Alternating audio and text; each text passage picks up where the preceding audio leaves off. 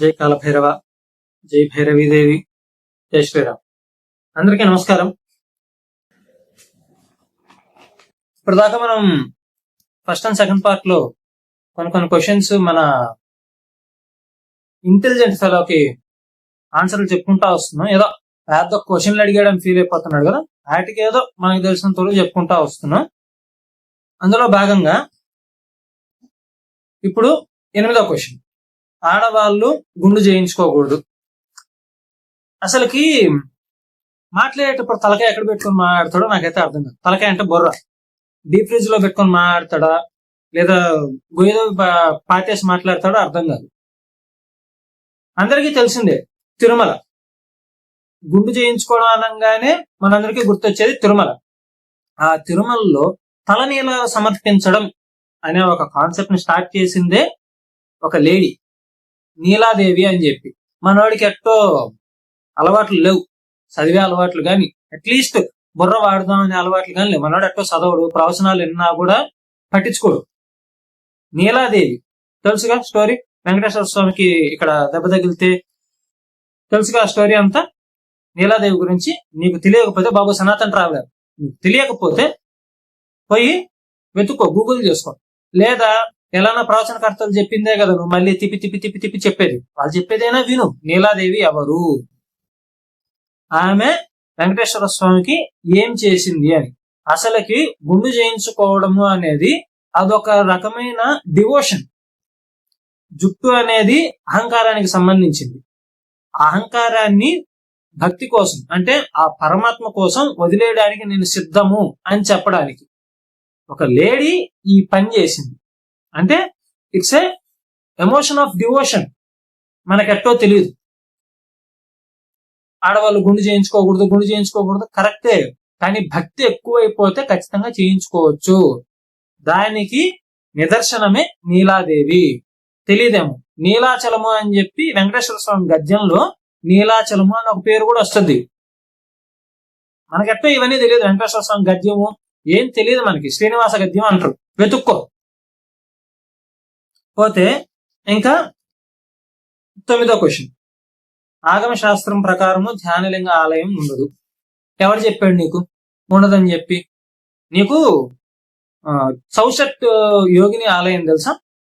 అంటే నీకు తెలియకపోవచ్చు, తెలిస్తే ఎట్లాంటివి మాట్లాడు. మన పార్లమెంటు బిల్డింగ్ కూడా అదే రెప్లికా అని చెప్పి అంటుంటారు. సౌషట్ యోగిని మందిర్. ఆ గుడిని ఎప్పుడైనా చూసావా? 64 యోగినులు అంటారు. అదే మన లలిత సహస్రనామంలో వస్తుంది కానీ నీకు ఎట్టో తెలియదు. లలిత సహస్రనామంలో చతుష్షష్టి యోగిని పరిసేవితాను వస్తుంది కదా. ఇలాగా 64 మంది యోగినుల గణంతో పరివేష్టించి ఉన్న లలితాదేవి అని చెప్పి వస్తుంది కదా. నీకు తెలియదు. తెలుసుంటే మాట్లాడు. ఆ గుడిని చూడు ఒకసారి ఎలా ఉంటుందో. నీ లెక్క ప్రకారం అది గుడి కాదు, పోని అది వేరే స్టైలు. మనం సౌత్ ఇండియన్స్, నువ్వు కూడా ఈ ద్రవిడవాదం వైపు తెలిపావు. ఓకే, సౌత్ ఇండియాలో ఎక్కడా ఉండదు. కేరళలో ఎప్పుడైనా గుడులు చూసావా? అనంత పద్మనాభ స్వామి గుడి ఇట్లాంటివి కాదు. కేరళలో గుడులు చూసావా? అవి ద్రవిడియన్ స్టైల్. నీ లెక్క ప్రకారం ద్రవిడియన్ స్టైల్లో ఉండవు. వాటిని గుళ్ళు కాదంటావా? ఆగమం ఫాలో అవ్వలేదు అంటావా? వాటి మీద కూడా మాట్లాడు. అది గుళ్ళు కాదు, తంత్రంగా కేరళలో ఉండేది గుళ్ళు కాదు, వాటిని నాశనం చేసేశారు, వాటిని కూడా డిస్టార్ట్ చేసేసారు అని మాట్లాడు. నువ్వు ఎందుకు మాట్లాడట్లేదు? ఎందుకంటే నీకు తెలియదు. ఎప్పుడైనా వెళ్ళి చూస్తే కదా. ట్రావెలర్ అని పేరు పెట్టుకుంటావు. అదేమనంటే ఫేమస్ టెంపుల్స్ మాత్రమే పోతావు నువ్వు. ఆ ఎల్లోరా కేవ్స్ అని చెప్పి ఇంకోటని చెప్పి వాటికి మాత్రమే పోతావు. కానీ ఇట్లాంటి వాటికి పోతే తెలుస్తుంది. అరే బాబు మనం మాట్లాడేది కరెక్టా తప్ప అని చెప్పి ఏమన్నా తెలుస్తుంది. మనకు తెలియదు. కేరళ గుళ్ళ గురించి కూడా మాట్లాడు. ఇంకా పోతే 10వ క్వశ్చన్, ధ్యానలింగాష్టకం. అసలు నీకు ఎవరు చెప్పాడు ధ్యానలింగాష్టకం అనేది ఒకటి ఉందని చెప్పి? మాకే తెలియదు. కనీసం సద్గురువు కూడా తెలియదు ధ్యానలింగాష్టకం ఉంది అని చెప్పి. వినిపించు మాకు. ధ్యానలింగాష్టకం పలానా దగ్గర అది ఇలా ఉంటుంది ఇలా ఉంటుంది. నీకే ఎవడో గొట్టంగాడు చెప్పాడు ధ్యానలింగాష్టకం అనేది ఒకటి ప్లే చేస్తారని నాకు చెప్పారు అని. గొట్టంగాడు ఎవడు? అసలు ఈ రేంజ్ లో డీవియేట్ చేసిన ఆ మైండ్ ని ఒకసారి చూపిస్తాడు. దండం పెడతా. వాడు మనిషా ఇంకేమైనా? వాడికి తెలిసింది ఎంత? సేమ్ నీ లెక్కనే ఉన్నట్టున్నాడు వాడు కూడా. తెలిసింది గోరంతా తెలియాల్సింది కొండంతా అనుకోవట్లేదు. తెలిసింది కొండంతా తెలియాల్సింది గోరంతా అని అనుకుంటున్నాడు. అందుకే నోటికి వచ్చినాడు చెప్తున్నాను నీకు. నువ్వు ఆయన్ని కొండగొర్రే కాబట్టి నువ్వు నమ్మేసి జ్ఞానలింగాష్టకం ఉంది అని చెప్పి నీకు ఎవడు చెప్పాడు? వాడిని ఒకసారి ఇటు పట్రా. వాడు ఎక్కడున్నాడు, వాడు యా కైపులో ఉన్నాడు, వాడిని ఒకసారి పట్టుకొస్తే ఒకసారి మేము వింటాం, మేము నేర్చుకుంటాం కదా ఏదో ఒకటి. నువ్వు అది కల్టు అంటున్నావు సరే, ఆ కల్ట్లోకే మేము ఉపయోగించుకుంటాం కదా. అసలు నీకు జ్ఞానలింగాష్టకం ఉందని చెప్పి నీకు ఎవడు చెప్పాడు? నీకు? మాకే తెలియదు. అట్లీస్ట్ సద్గురువు కూడా తెలియదు. నన్ను కాన్సన్ట్రేట్ చేసాడు పాప, ఆ పెద్ద ఆయన కూడా తెలియదు. ఏదైనా మాట్లాడేటప్పుడు కొంచెం బుర్ర పెట్టేవాడు. దాని తర్వాత లింగ భైరవి. అసలుకి లింగ భైరవి నువ్వు దీని గురించి సపరేట్ వీడియో చేస్తున్నావు, పోస్ట్ చేస్తున్నావు. ఏదో నేను నాకు తెలిసిన 2-3 పాయింట్లు చెప్పి వదులుదాం అనుకున్నా. నీకు మొత్తం ఫుల్ సినిమానే కావాలంటున్నావు. సరే, నీకు ఫుల్ సినిమానే వేస్తా. లింగ భైరవి సరే, అందరూ కామన్ గా అడిగే క్వశ్చన్, దానికి ఒక్కదానికి ఆన్సర్ చెప్పేస్తా. నీకు మాత్రం సపరేట్ గా చెప్తా. సపరేట్ గా మంచిగా ఒక వీడియోనే దాని మీద చేసుకుందాం.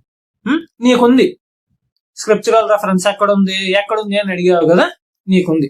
తంత్రం అంటే అదేదో పెద్ద క్షుద్ర విద్య అన్నట్టు, అదేదో ఒక చెడ్డదారు అన్నట్టు మాట్లాడుతున్నావు. నీకుంది మామూలుగా ఉండదు నీకు. సరే, లింగ భైరవి అసలుకి దేవి లింగం ఫామ్ లో ఎక్కడ ఉంటుంది? అమ్మవారు ఎక్కడ కూడా లింగం ఫామ్ లో లేదు. నీకు తెలిసి వస్తాయి కదా, నీకు తెలియదు. దేవి లింగం ఫామ్ లో ఎక్కడుంది అని అంటే మూకాంబికాదేవి. నీకు తెలియకపోవచ్చు, వెతుక్కో. కర్ణాటకలో ఉంటుంది. ఆ అమ్మవారు స్వయంభూ. మూకాంబికాదేవి స్వయంభూ. ఆ మూకాంబికాదేవి లింగం రూపంలో ఉంటుంది. అక్కడికి శంకరాచార్యులు వారు వచ్చి ధ్యానం చేసుకుంటే అమ్మవారు సాక్షాత్కరిస్తే, అమ్మ ఇదే రూపంలో నేను అందరూ సేవించుకోవాలి అంటే, సరే నేను ఎలా కనిపిస్తున్నాను అలాగే విగ్రహ ప్రతిష్టాపన చెయ్యి అని అమ్మవారు ఆజ్ఞాపించారు. కానీ అక్కడ మెయిన్ పూజలు అందుకుండేది ఆ ముందు లింగం. మనకు తెలియదు ఇది.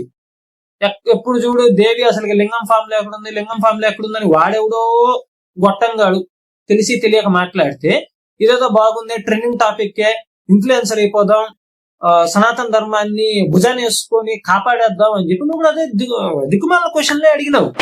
నీకు తెలియదు. అడిగినోడు బాగానే ఉన్నాడు, మధ్యలో నువ్వు దూరినావు. వాడికి బగులుతుంది. ఇప్పుడు వాడితో పాటు కొండ గొర్రె లెక్క నువ్వు కూడా దూరినావు, నీకు కూడా బగులుతుంది. మూకాంబిక అది వెతుక్కో. ఇదొక్కటే కాదు, ఇంకా చాలా ఉన్నాయి. అసలుకి అమ్మవారు లింగం స్వరూపంలో ఎక్కడున్నారు అని చెప్పి. సరే, అండము పేరు విన్నావు కదా. అండం అంటే ఏంది? ఎగ్ షేపే కదా. అమ్మవారు ఏ షేప్ లో ఉంటారు? లింగం అంటే అదే ఎగ్ షేప్ లో ఉంటారు, అవునా? బ్రహ్మాండము, అవునా? కాళికా సహస్రనామంలో నువ్వు అడిగిన స్క్రిప్చురల్ రెఫరెన్స్ చెప్తున్నా, విను. కళ్ళు తెరుచుకొని నువ్వు తాగిన మత్తులో వినొద్దు. తాగిన మత్తులో వినకుండా తాగిన మొత్తం దించేసాం. కావాలంటే ఒక గ్లాసులో మజ్జిగ తాగు, తాగినంతా దిగుతుంది. దిగిన తర్వాత ఇప్పుడు చెప్పేది, కాళికా సహస్రనామంలో 117 నుంచి 121 శ్లోకాలు చూడు. మళ్ళీ చెప్తున్నా, కాళికా సహస్రనామంలో 117వ శ్లోకం నుంచి 121వ శ్లోకం, దాంట్లో లింగవాసిని, లింగప్రియ, లింగ రూపిణి అన్న పేర్లు ఉంటాయి. అమ్మవారు లింగం రూపంలో ఎక్కడున్నారు, నీకు తెలిసే కదా. మనకి తెలిసింది అంతే. ఆ ఎంతలోనే పట్టుకొని గిరిగిరి తిరుగుతుంటావు. ఇట్లాంటివి కూడా చూడు. పోనీ కాళికాదేవి అసలుకి నీ లెక్క ప్రకారం తంత్రదేవత, ఓకే, దశమహావిద్యల్లో ఒక ఆమెను పూజించకూడదా చెప్పు. ఆమెకైనా చెప్పు, కాళికాదేవిని అసలు పూజించకూడదు, ఆమె తంత్రదేవత, అమ్మ నాకు చాలా భయం వేసింది అని చెప్పి. అమ్మవారిని చూస్తే భయం వేసేది ఎవరికి అంటే లోపల రాక్షసుడు ఉన్నవాడికి మాత్రమే. కాళికమ్మని చూస్తే భయం వేసేది లోపల రాక్షసుడు నివాసం ఉంటాడు కదా, వాడికి మాత్రమే. నీకు భయం వేసిందంటే నీ లోపల రాక్షసుడు ఉన్నాడో లేదో నువ్వే తెలుసుకోవాలి. మాకైతే అమ్మవారు ఎప్పుడూ కూడా ప్రశాంతంగానే కనిపిస్తుంది. ఆమె ఉగ్రరూపం కాదనలే, కాకపోతే ఆ ఉగ్ర రూపాన్ని చూసి భయపడేది లోపల రాక్షసుడు ఉన్నవాడికి మాత్రమే. మాకు కాదు. ఓకే, సో నువ్వు భయపడుతున్నావు, నీ ఇష్టం. నువ్వు ఎట్ట తీసుకుంటావు అనేది నీ ఇష్టం. నీ లోపల రాక్షసుడు ఉన్నాడా, ఇంకోడెవడో ఉన్నాడా, నీ ఇష్టమే. ఇది కేవలం 2 రెఫరెన్స్లు మాత్రమే. నా దగ్గర ఇంకా చాలా ఉంది, దీని మీద ఒక పెద్ద వీడియోనే చేస్తా. నీకుంది. తర్వాత కొత్త దేవతలను విశ్వామిత్రుడే సృష్టించలేకపోయాడు, సద్గురు ఎలా లింగ భైరవిని సృష్టించారు. ఇప్పుడు సద్గురు సృష్టించాడు, నేనే ఓన్ గా క్రియేట్ చేశాను, నేనే చేశాను అని చెప్పి ఎవరైనా ఆయన చెప్పాడా? Sadhguru I created this one అని చెప్పలేదే. ఆయన చెప్పలేదే. ఒకసారి ప్రవీణ్ రాధాకృష్ణ అని చెప్పి ఒక ఆయన ఉన్నారు, నీకు తెలియకపోవచ్చు. ఆయన లింగభైరవి గురించి ఒక వీడియో చేస్తున్నాడు. ఆ వీడియో ఒకసారి చూడు.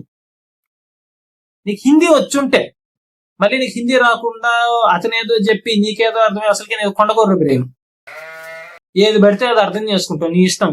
దాని తర్వాత మైక్ ఇక్కడ పెట్టుకొని కెమెరా ముందు కూర్చొని బేసిక్స్ కూడా తెలియవు, ఈ సనాతన ధర్మానికి వ్యతిరేకము అని చెప్పి మాట్లాడుతావు. సో హిందీ వచ్చుంటే వీడియో చూడు, ప్రవీణ్ రాధాకృష్ణ గారు.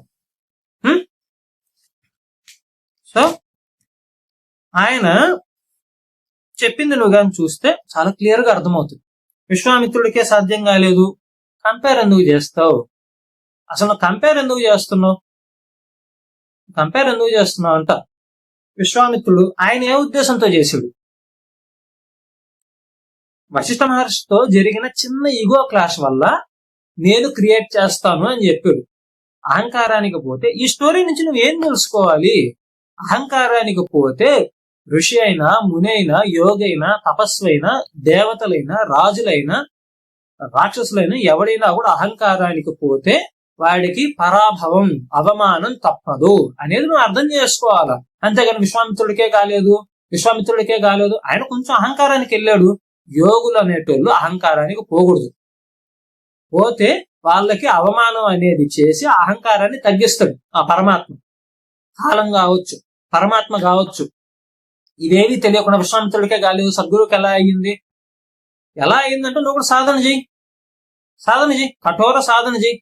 అహంకారానికి పోకుండా నాహంకర్త హరికర్త అనే ఒక్క ఆలోచనతోనే పో. ఎందుకు కాదో చూద్దాం. నీకు కూడా ఎందుకు? సాధనాత్ సాధ్యతే సర్వం, తెలుసా? ఇదే మాట మన యోగి వేమన కూడా చెప్పాడు. సాధనమున పనులు సమకూరు ధరలోన. ధర అంటే భూమి, తెలుసుగా? పర్యాపదాలు చదువుకున్నావుగా. ధర అంటే ప్రైజ్ కాదు నాన్న, ధర అంటే భూమి. సాధనమున పనులు సమకూరు ధరలోన అంటే సాధన చేస్తూ ఉండేవాడికి ఈ భూమి మీద పనులు వాటంతట అవే సమకూరుతాయి అని చెప్పి ఆయన యోగి వేమన, కొత్త వేమన కాదు. యోగులు మాట్లాడే దాంట్లో లోపల అంతరాంతరాలలో లోపల చాలా మీనింగ్స్ ఉంటాయి, ఇన్డెప్త్ మీనింగ్స్ ఉంటాయి. అది నీ లెక్క ఎటు పెడితే అటు సగం సగం అర్థం చేసుకొని నాకు పూర్తిగా వచ్చి అనుకున్న వాళ్ళకి అది అర్థం కాదు. తర్వాత కుమార పర్వతం ప్యాకేజ్ చూపెట్టు, ఎక్కడుందో చూపెట్టు.